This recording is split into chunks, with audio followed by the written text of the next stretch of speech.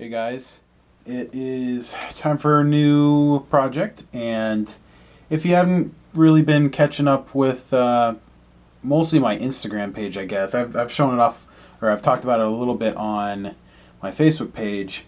I had someone contact me about 2 months ago asking if I would build them another, or not build them another, but just to build another hardtail Jazzmaster like I did about a year ago. And actually, funnily enough, both the person that I sold the original one to and the new one is both are named James, which is interesting. But this one's not exactly like the other one. I'll definitely be showing off some of the stuff in a second. For example, this was just a Fender Jazzmaster neck from eBay. He had picked it out, and it's a Mexican-made one, but feels fine. Frets are good, doesn't seem to be any issues with it. And I actually just used, I used Hydrate by D'Addario, and I actually really like this stuff. I learned about it from my luthier, actually. He uses it on pretty much any neck that he works on, and it actually works really nicely. It actually gets rid of a lot of that dryness, which is great. So what else? So that's different from the original neck that I used on the first build, because that was a Warmoth neck, and that one had a satin finish on it. It was a little bit thinner, I guess, than this one. This one's more of just a normal Fender, and that one was just like a little, they call it like the standard thin, but I feel like it's a tiny bit thinner than a normal Fender. So then I have the body here. So basically the same thing I did before. The only differences with this and the body I used last time was this is actually made of alder, and the first one I did was swamp ash, and the swamp ash one was very, very light. This one's pretty average, it's pretty average weight. It probably weighs maybe like 4.5 pounds or something, and the swamp ash one was probably like in the 3 range. It was very light. So like the other one, it's just going to be a normal 1 pickup, 1 volume pickguard, and I'm going to be doing the same bridge as I did before, which is just the Fender American hardtail. What else? Oh, the body, I forgot to mention, actually has a contoured heel, which is pretty cool. It's a little different from Fender's typical contour heel, where they just kind of like take off a little bit of the corner. This kind of just slopes the whole shoulder, so there's not any real hard edges, which is pretty cool. But if you're going to do something like that, make sure you get the right neck mounting screws, because these actually have 2 long ones and then 2 short ones, so you can kind of see the difference there. You don't need a special neck plate. Any neck plate's going to do fine, since it's sloped and it's not cut like I said. Like, for example, would be the Jim Root guitars. All of his have like that little angle cut off of it, whacked off of it. So that's something to keep in mind. I actually have my new telly body that's going to be coming in has that sort of contoured heel too, so I'm interested to see how it's going to be. What else? I got just a normal 500K pot, although they sent me one that has a really long shaft on it, and I'm not entirely sure why. I mean, I can probably use it just fine, but I don't know if I'm going to. I might just use just a normal sized one, but it really doesn't matter. The long shaft ones work usually for like thicker bodies, like if you're going to use like a Les Paul or something like that, where you have to go through like a thick amount of wood. That's when you'd want the longer shafts, because you need that extra room to really get through it. But if you're just going through a pickguard that's only that thin, you don't need it to be longer. I'm gonna have to put in the string ferrules, which for a while was like my least favorite part, but I'm getting a little better at it. So the last time I did it, worked a lot easier with the pink strap body. What else? Got locking tuners, just a normal like flat top metal knob, and I'm actually doing something new with the socket. This is, God, what the hell was it called? It was called the Electro Socket, which is interesting. But it's basically, it's like a telly style input cup, and I'm going to be putting it just right into the body like that, and then drilling 2 holes like angled, and then just screwing it in there. Not like the football style jack that I used for the last one, which was cool, worked fine. But this should be a little bit more flush, and I've been wanting to try one of these for a while anyway, so that should be cool. What else do I got? Pickup. We talked about pickups for a little while, and he's going to be using this mainly in drop C, so I'm going to be setting up for drop C. And the strings he's using are 11 to 52s, so it's kind of like a medium top, heavy bottom. What was it? 11, 14, 18, 32, or 30, 42, 52, I think. I don't remember. I got the strings over there. But, so, got this Seymour Duncan Jb, which I suggested because, you know, it's a really good all-around pickup, and it's definitely high output, and it can really handle a lot of different styles, which is great. And it works great in alder. You know, alder's a very balanced wood for sure, and in the swamp ash pink strat body, it had a little bit more what's the word I'm thinking of? I don't know. It had a little bit more presence, but that's kind of what swamp ash does. Brings out a little bit of the mids a little bit, I think. I don't know. I forget. But the JB should work great.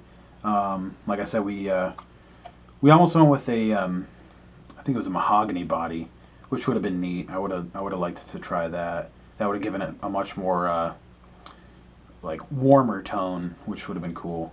But this should be cool. So anyway, gonna start figuring out my my game plan, and I'll take some videos here and there. And if you got any questions, let me know. I mean, I know I already have some other people interested in doing some builds like this. Like, I have no problem doing this sort of thing where someone wants me to build them something. I mean, it's not like I'm doing most of the work. I'm pretty much just buying the shit and assembling it. So I'm really not asking for a lot of money on my end to do it. But I'll kind of judge it project by project if you want to do something like that with me. And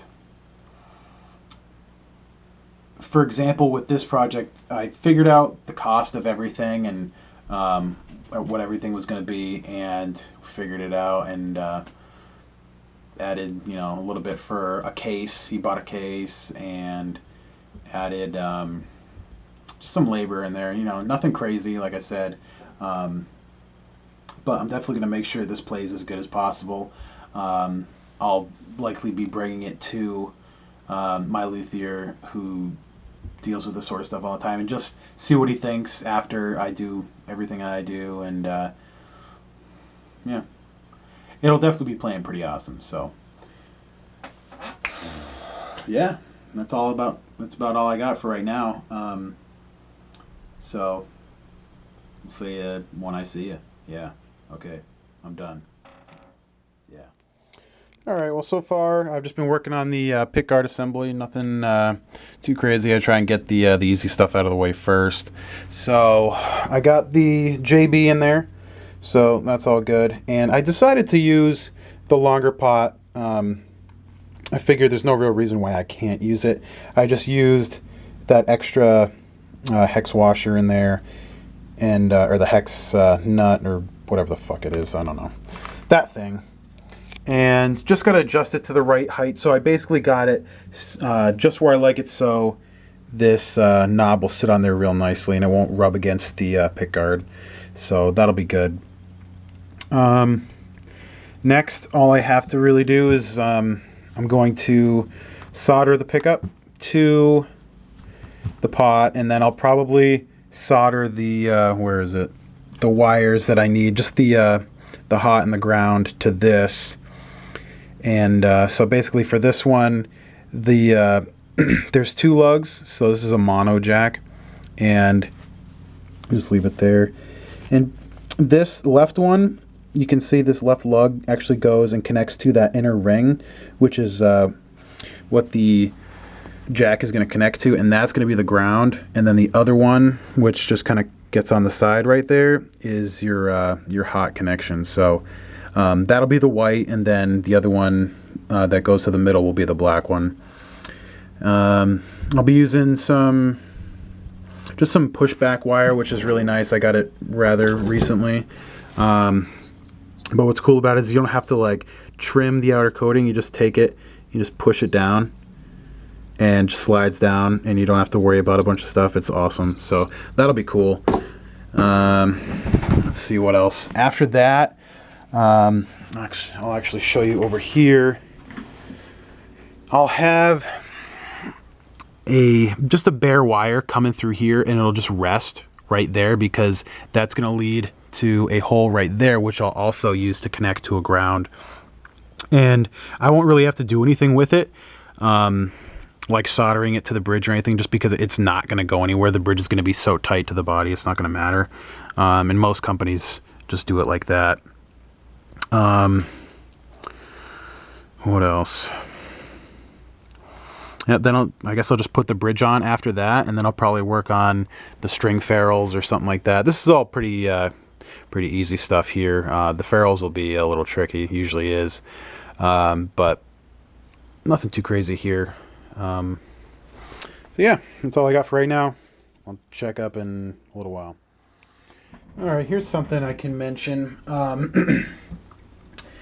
I've had just a couple things written down for a while now, just because I've done so many Delonge type builds. I've kind of gotten in the zone of what sort of things I got to do. But you always got to remember that different pickup companies have different color codings on their pickups. So this, for example, is a 4 conductor wire, and so it's 4 wires, and it also has a ground here. So you got red, white, green, and black, and then the bare. And the bare is always going to be a ground. But for example, like the lead wire, that's just going to be like regular humbucking mode. On this one is going to be the black wire, but if I was going to use, say, a bare knuckle or something, it would be the red wire. Or if it was a Fender pickup, it would be the green wire. So there's plenty of diagrams online that you can find, or if you have any questions, and I happen to know the answer, I can let you guys know. So one thing you want to do before you really start soldering things to other things, you just want to pre-tin everything. Just makes a smoother connection, and it makes a faster connection too, because you don't want to be sitting there with your soldering iron just like to the pot forever, because that's a good way to ruin the pot. And I actually did that with the yellow Strat that I did a while back, where I had it on there too long, and it was always at full volume. As soon as I turned the knob away from 0, it was full volume, which was pretty funny actually. So yeah, I pre-tinned all of these, which is just getting a little bit of solder, right on the ends, and then looking at my diagram here, which I know these Seymour Duncan pickups actually come with diagrams in here too. But I knew that the white and the red go together, so I soldered those two together after soldering them separately, and I made a real quick connection. And then what I'm going to do is I'm just going to put some heat shrink over that, and then just use a lighter and make sure nothing's really going to get to it. And So these are together, which means that the pickup's just going to be in full humbucking mode the whole time. But if I was going to be using, say, like a push-pull pot, which James didn't feel like doing, which is cool. I personally like having the option, but it don't really matter. If I was going to be using a push-pull pot, it would have more connections using these to split the coils depending on how it's wired up. So that's why a lot of pickups come with these 4 coils. And from here, I'm going to be doing the green and the bear to the back of the pot somewhere, just together, and then I'm going to be doing the black to the lower lug here, and the middle one is actually going to be for the volume. That's going to connect right to the jack, and then the upper one's just going to be grounded. So yeah, that's about all I got right now. See you later. Okay, so I'm a few steps in right now, and I decided to start doing the ferrules on the back. And with these, you really have to be very careful, because when they spray their finish, it gets a little globbed up in here, and some of that finish has to come out, which isn't very fun to deal with. But essentially what I did was, great, that's my phone. I have a digital micrometer which can measure the exact thickness of these ferrules. So, you know, I measure it like that, and I'm getting about 3.265 on these, or 0.3265 inches. And so I do the same thing with the drill bits there, and try and find one that's like just underneath it, because you still want it to fit snug in there. And you could try and do it with a drill slowly and carefully backwards, but I'm finding it a little bit easier to just do it by hand. I've just been doing it like this a little bit, and it's working fine.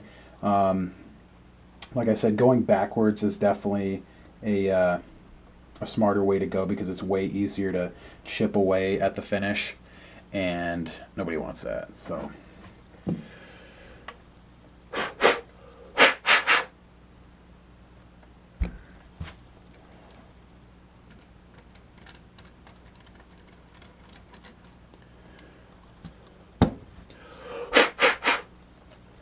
alright, so when you think you got a good amount taken out, you can try and slowly fit one of these in here. And like I said, it's going to be tight. What I usually do is I'll get something that I can you know, put down in here and kind of just push it down. That sometimes works, but not always that well. So like right now, it's looking like I probably need to take away a little bit more of that paint. So I'm going to do that, and I don't know, just go slow, go really carefully, and yeah, it's about the only advice I can really give you. I know some people will do it with soldering iron, where they'll just like put this right on there, and then they'll just stick the hot iron in there until it gets super, super hot, and it even like starts getting the paint a little hot, and then it just kind of goes in there nice and snug. I don't know, I've never done that. I never really had the balls to try that. So I've seen it work before, but I don't know. It's not something that I'm really comfortable with doing at this point anyway. So anyway, yeah, hopefully this works.